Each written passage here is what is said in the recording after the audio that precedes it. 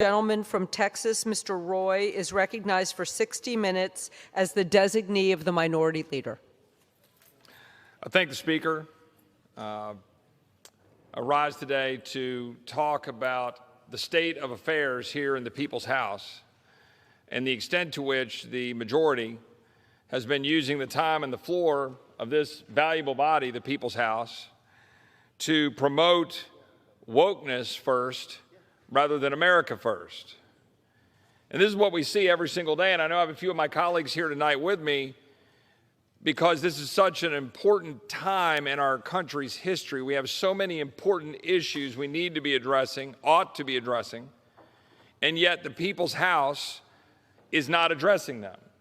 And instead, the People's House is focusing on advancing wokeness first instead of America first.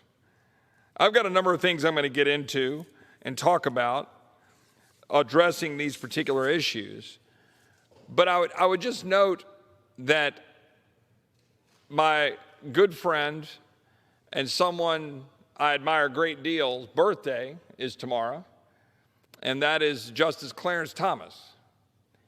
And for those who know his story and have read his biography, his autobiography, written through the eyes of his relationship with his grandfather, my grandfather's son,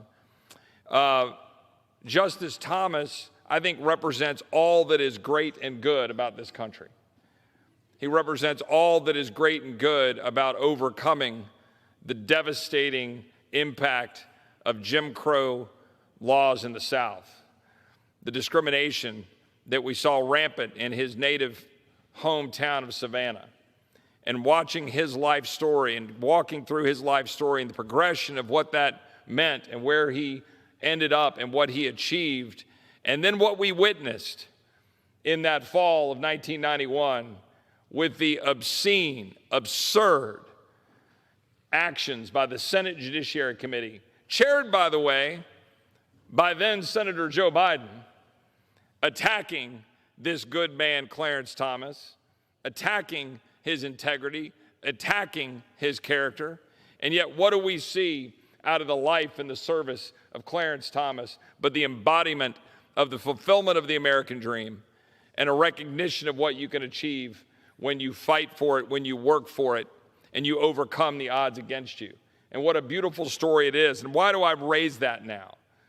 Because in a world of wokeness, in a sea of wokeness, all driving an agenda, purposeful, by the way, by my colleagues on the other side of the aisle, to divide this country by race, to divide this country, and to highlight issues of division and separation. As Justice Roberts fairly eloquently stated, he said it was a sordid business, this divvying us up by race.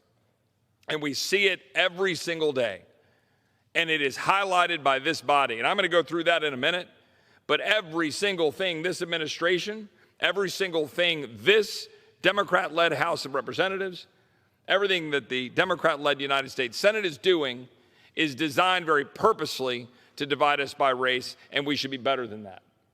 And I think there are things that we all know that are on the minds of the American people, whether it is in increasing prices because we spent $6 trillion and lumber prices are going up and housing prices are going up, and we have a border that's under assault and cartels who run our border, and we're turning the keys of the kingdom over to Iran and China instead of siding with Israel, and we're flooding the economy with dollars and driving up inflation, but also racking up mountains of debt. All of these things are occurring, and the regulations that my friend from Texas, Mr. Crenshaw, was just talking about, the regulations strangling business. We're paying people more not to work than to work. And all of our small businesses are at home going, stop it. Please stop it. I've introduced